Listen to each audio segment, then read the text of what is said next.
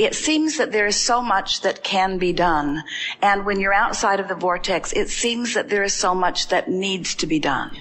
But when you are able to do the vortex work first, when you're able to come into alignment with who you are and connect to your power, then the requirement of the physical action is not so great. And so we know that there are times that are more exaggerated than others. There are times that it's easier to just look around and get into the vortex. But there are many of you who have just been trained that you don't give up. In other words, you keep trying and you do whatever it takes. And if it takes 10 hours, you do it. And if it takes 12 hours, you do it. And if it takes 16 hours, you do it. And if it took 24 hours, you do it. And there are many of you who would say, there isn't anything that I wouldn't do. I'm willing to do whatever it takes, is sort of the mantra that we're hearing from many of you. And with everything that we are, we want to reflect back to you that that kind of determination in your willingness to do things isn't serving you very well, but a determination to get into the vortex, which takes far less effort than that activity, would yield you much, much greater results. What we're saying to you is, it's easy to think that you are doing the work even though you haven't actually found the relief. And until you find the relief and maintain the relief, you're not in the vortex, and then you're still banging it out the hard way. Once you get in there, or once you even get close to the proximity of the vortex, you have to start telling stories that will sustain you inside the vortex. You've got to tell a different story. You've got to say, I can feel that at the basis of this work are the answers to the questions, the big answers to the big questions that people have been asking for a long time. But if I can't figure it out in my own life experience, then I feel that I don't have that much that I can give to others. And I'm going to get it. I'm here to tell you today that I understand the process. I understand that I was source energy. I get that I'm mostly vibration. I get that there is a vibrational reality that is amassed. I can feel that I've contributed to it gradually, and I can feel the bigness of it. And often I can feel my proximity to it, and the closer I am, the better I feel, and the further I am, the worse I feel. These things I know for sure. And so I accept that even though right now what I don't want sometimes is more compelling, that who I really am is ultimately much, much, much bigger in its attraction power. And I am determined that I am going to practice myself into the vicinity of the vortex that is really me on enough different subjects and often enough that I am going to show myself viscerally. I'm going to feel it in my belly. I'm going to feel it as the thrills ripple up through me. I am going to teach myself that this is the dominant vibration of me. I'm going to get into that vortex where I can view the world through the eyes of Source, and I'm going to know the well-being of my time-space reality. I'm going to look into the eyes of people, and I'm going to know well-being belongs to them regardless of the outcome of any of this frivolous stuff that's going on. This morning I woke up in the vortex and I felt satisfied. This morning I woke up in the vortex and I felt eager. I love waking up in the vortex and feeling eager. I like a feeling of eagerness. I like a feeling of satisfaction.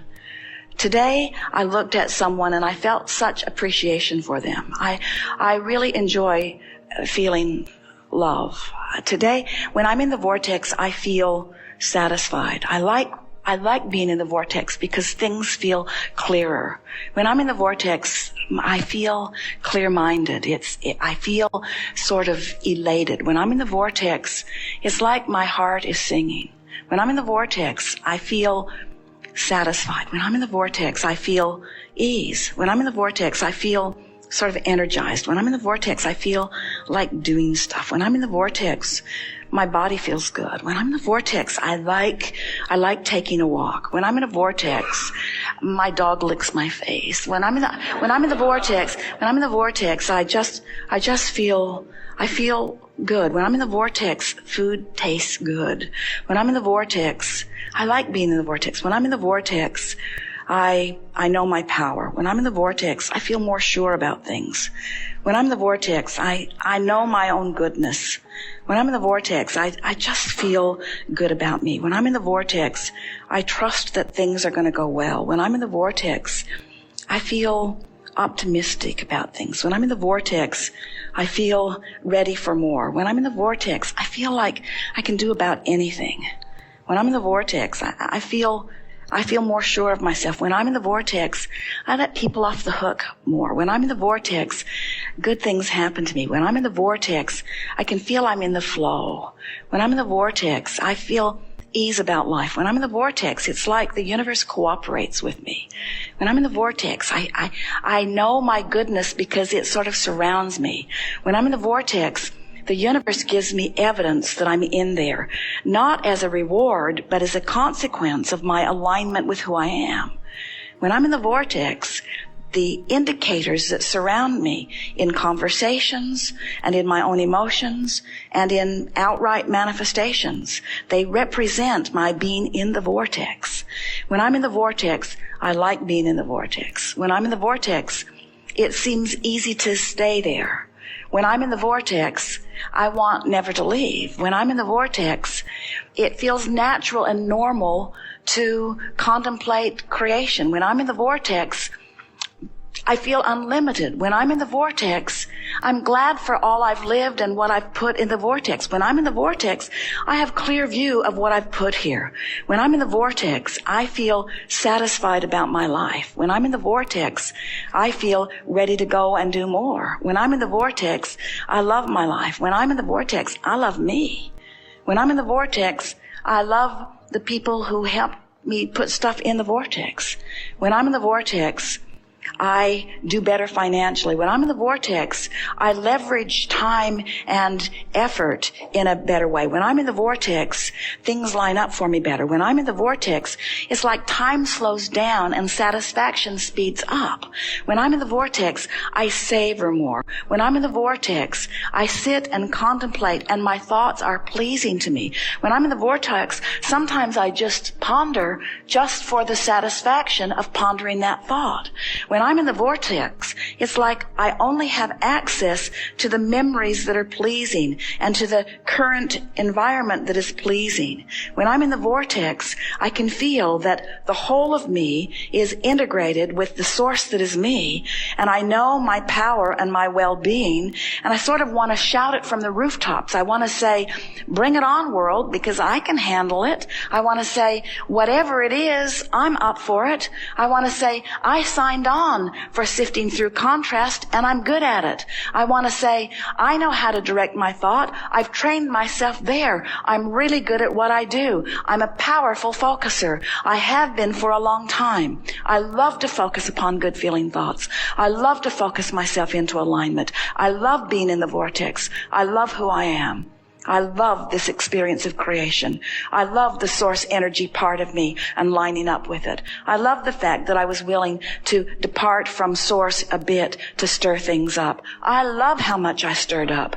I love how much I put there. I love the power of my desire. For the first time in a long time, Abraham, my desire is actually feeling rewarding to me rather than clobbering me. It feels like the universe is on my side rather than against me. I think it's my time, Abraham. I think it's time. I think I've paid the price of contrast, and I think I've put plenty there. And I think I'm willing to let go of the resistant aspects of my life experience. I think I'm ready to just start trusting the laws of the universe and really putting this vortex thing to a test. I'm going to stop struggling and striving, and I'm going to let my undivided attention go toward whatever it takes for me to get into the vortex. It's a nice thing when you focus upon pleasant things, and by focusing upon those pleasant things, the vortex takes you in. But if you don't know how you got there, if you don't know the laws of the universe, then you can't do that on purpose during troubling times. And so the reason that we've begun talking about this vortex of creation, and the reason we're saying chill and then focus, is because it is infinitely more satisfying to have the disruption which causes you to ask for something that you're nowhere near and then focus yourself into alignment. What we want to get across to you is that when you move into alignment, the compensating or proportionate feeling of coming into alignment will be so worth all that you've been living in the meantime, you see. we want to find a way that we can express it to you so that you can feel it, that well-being is a natural thing. And it's hard to accept that well-being is abounding when you're looking at evidence that kind of sort of says otherwise.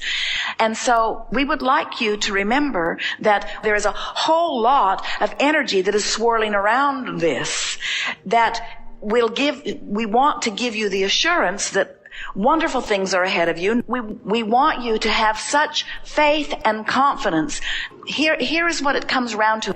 When you're outside the vortex, it's easy for your expectation to be about things unwanted. But when you're inside the vortex, your expectation is only ever and always about things wanted.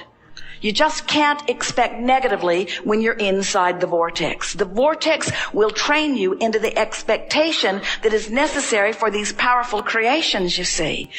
When a prayer is offered from outside the vortex, even though every time you ask it is always answered, you can't receive the benefit of your prayer because you're outside the vortex. If you're inside the vortex offering your prayer, it is always answered, not because you're more worthy, but because you're vibrationally receptive to the receiving of what you're praying about. That's why prayers of appreciation are the most vivid, powerful prayers to offer, not prayers of need. And so, you know you've got a sort of inside scoop here. You know Abraham knows about non-physical, and we make our claim to being non-resistant in nature. And you know that when we focus upon things in a non-resistant way, that there is benefit offered from them, but we want you to understand that we don't have more power in creating than you do. It is exactly the same. Because when you ask, it is always given. So the only benefit that we can give you is standing as an example of someone who stands in the vortex no matter what, unconditionally accepting the well-being, you see, which is what we are offering to you. And we don't think that you have a thing in the world to worry about. You're mostly there, you see.